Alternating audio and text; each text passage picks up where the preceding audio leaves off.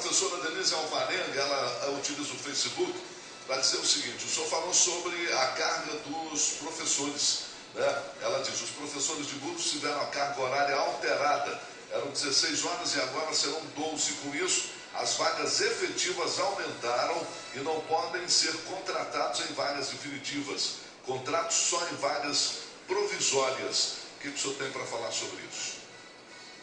O concurso público foi realizado para atender uma demanda que foi avaliada pelo governo anterior. E os números de professores que foram que fizeram parte lá da previsão do governo anterior estão sendo chamados, estão passando por um processo de admissão e farão parte do quadro de professores de Búzios. Só que as escolas precisam funcionar. Então, existem necessidades, principalmente com a redução da carga horária, de se contratar professores por tempo determinado, ou seja, contratos temporários, para que a educação de Búzios não pare. E como eu estava conversando com a Mauri, foram chamados em dezembro 1.150 concursados que têm que passar por um protocolo, por um processo de admissão, que desde a parte documental como também da parte médica. E o médico de trabalho de Búzios recebeu férias em janeiro, dado pelo governo que me antecedeu. Existe um médico de trabalho novo que sozinho não consegue dar conta. Tem que se criar uma junta médica que tem que ser coordenada pelo médico de trabalho concursado. Então existe todo um procedimento que tem que ser feito para que se absorva todos os concursados.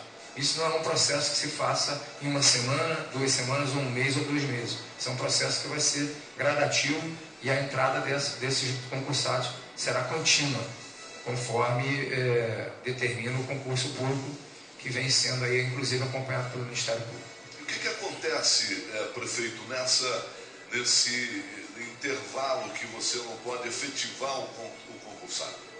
Nós temos que estar prestando serviço, e aí vamos ter que ter contratados temporários, e adequando com a entrada dos concursados, você vai demitindo os temporários e vai incluindo os contratados, os concursados. Se habilitando, vão fazendo parte do quadro, que é definitivo de Búzios, passando pelo período probatório.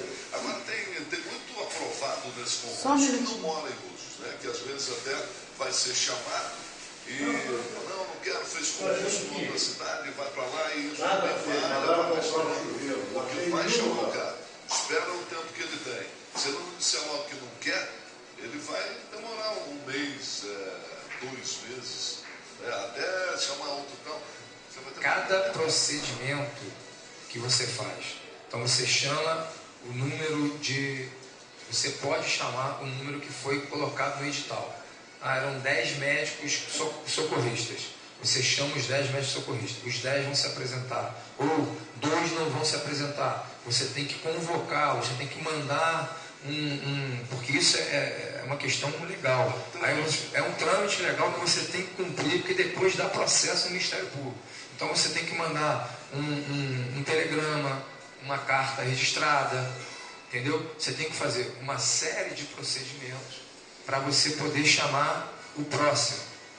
Isso vai demandando tempo.